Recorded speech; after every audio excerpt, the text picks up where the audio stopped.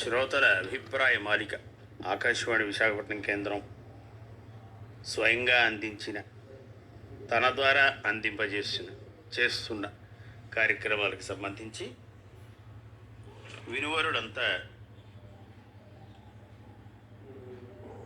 తమ అభిప్రాయాల్ని చెబుతున్నారు.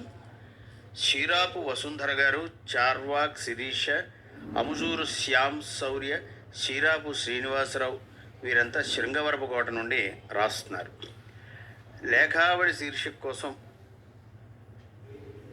ఈ ఉత్తరం నిర్వహిస్తున్న కేంద్ర సంచాలకుల వారికి నమస్కారం. 25వ తేదీ ఈ నెల ఉదయ సమీరాల్లో ఫారడే గారి మీద రూపకాన్ని ప్రసారం చేశారు. తెలియని విషయాలు ఎన్నో తెలుసుకున్నాం. రచయిత సివి సర్వేశ్వర శర్మ గారి రచన చాలా చక్కగా ఉంది. రూపొందించి ప్రసారం చేస్తున్న బేతా రామసూర్య ప్రకాశరావు గారికి, కళాకారులకు అందిస్తున్న ఆకాశవాణికి మా అభినందనలు అని తమ సంతోషాన్ని తెలియజేస్తున్నారు. మీ సంతోషం మరింత ద్విగుణీకృతం కావడానికి ఈరోజు మధ్యాహ్నం ప్రసారంలో 2:31 ఈ విజ్ఞాన శాస్త్ర ధారావాహిక 13వ భాగం అసాధారణ గణిత మేధావి శ్రీనివాస రామానుజం అంశంగా ప్రసారం అవుతోందండి. రూపకం సివి సర్వేశ్వర శర్మ గారి అక్షరాలు, బేతా రామసూర్య ప్రకాశరావు గారి నిర్వహణ, తేతలి దిలీప్ కుమార్ రెడ్డి గారి సహకారంతో ఈ కార్యక్రమాన్ని మీరు వినొచ్చు. అయితే వినడం ఆనందం, కానీ ఇవాళ ఆఖరి భాగం 26వ తేదీ ఇదే నెల ఉదయ సమీరాల కార్యక్రమంలో శ్రీనివాస రామానుజం గారి గురించి, ప్రపంచ మేధావుల దినోత్సవం గురించి వివరించారు. అలాగే ఆరోగ్యం మహాభాగ్యం శీర్షికలో క్యాన్సర్ చికిత్స, రేడియేషన్ థెరపీ జాగ్రత్తల గురించి ఎన్నో విశేషాలు అందించారు. డాక్టర్ గారికి అభినందనలు. ఆకాశవాణి స్టేషన్ డైరెక్టర్ గారికి కూడా అభినందనలు. పరిచయం చేసిన శ్రీమతి కె ఇందిర గారికి కూడా మా నమస్కారాలు, అభినందనలు అని తెలియజేస్తున్నారు. ధన్యవాదాలండి.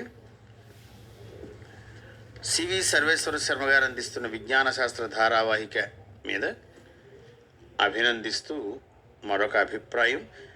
ఎం శంకర్ భీమసింగి చక్కెర కర్మాగారం, కుమరాంగ్ గ్రామం నుండి వీరు ఏం రాస్తున్నారంటే, విజ్ఞాన శాస్త్ర ధారావాహికని మెచ్చుకుంటూ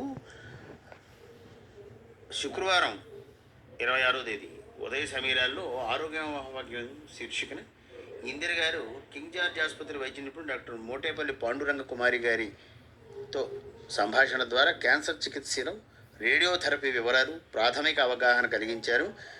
డాక్టర్ గారికి, ఇందిర గారికి ధన్యవాదాలు, నమస్సులు అంటున్నారు. శ్రీరామనవమి సందర్భంగా భద్రాచలం నుంచి సీతారాముల తిరుగళ్యాణం, అయోధ్య నుండి శ్రీరామనవమి వేడుకల ప్రత్యక్ష వ్యాఖ్యానం అందించారు. వ్యాఖ్యాతలు మానసికంగా మమ్మల్ని ఆయా క్షేత్రాలలో విహరింపజేసి దర్శనం చేయించారు. వారికి మీకు ధన్యవాదాలు, నమస్సులు అంటున్నారు. యువవాణి కార్యక్రమాలు యువతకు మరింత ఉపయుక్తంగా, పోటీ పరీక్షలకు సిద్ధమయ్యే విధంగా రూపకల్పన చేయమని కూడా అభ్యర్థన చేస్తున్నారు.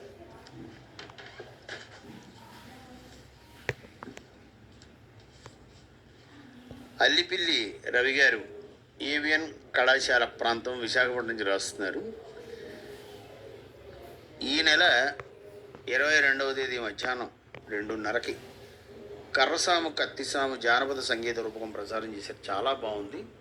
నాటి రాజుల కాలం నాటి ఈ కళని నేటికి ఆదరణ పొందేలాగా ప్రదర్శించడం, వాటిని మీరు ఆ సంగీతాన్ని ప్రసారం చేయడం కూడా చాలా బాగుందండి అంటున్నారు. ధన్యవాదాలండి. 18వ తేదీ రాత్రి 10 గంటలకు ఓ తల్లి కథ నాటిక ప్రసారం చేశారు. చాలా బాగుంది అంటున్నారు. సంతోషం. వందనం, రేడియోకి నమస్కారం అని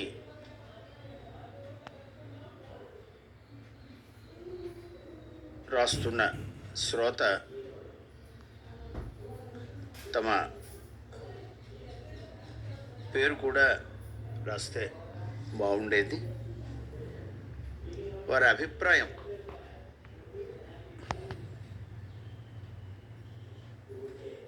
చాలా చక్కగా గాంధీ మార్గం విశేషాలు మహోన్నతమైన బాపూజీ జీవిత సారాన్ని అందజేయడం బాగుంది అని తమ ఆనందాన్ని వ్యక్తం చేస్తున్నారు.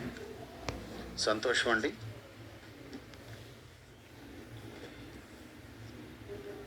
పిఎస్ జగ్గారావు గారు లక్ష్మీనారాయణ నగర్ అనకాపల్లి నుండి రాస్తున్నారు. విజ్ఞానదాయకమైన ప్రసారాలండి మీవి. శ్రీమతి డి శ్రీదేవి గారు ప్రపంచ విపత్తుల అంశంపై ప్రసారం చేసిన కార్యక్రమం వివరణాత్మకంగా సోదాహరణ గీతాలతో ఆకట్టుకుంది. ఆకాశవాణికి ధన్యవాదాలు. 19వ తేదీ మధ్యాహ్నం హిందీ పాటలు శ్రావ్యంగా ఉన్నాయి. గురుదత్త మహిళా మండలి శ్రీకాకుళం వారి కదంబ కార్యక్రమం పరమానంద భరితం. ప్రార్థన, జానపద గీతం, దూషి ధర్మారావు గారి లలిత గీతం మృదు మధుర అలరించాయి. మహిళాభ్యుదయానికి కవితలు, స్త్రీల ప్రగతికి చెందిన ఉపన్యాసం చాలా స్ఫూర్తిదాయకం. మీకు అభినందనలు అంటున్నారు. మీకు ప్రత్యభివాదాలు.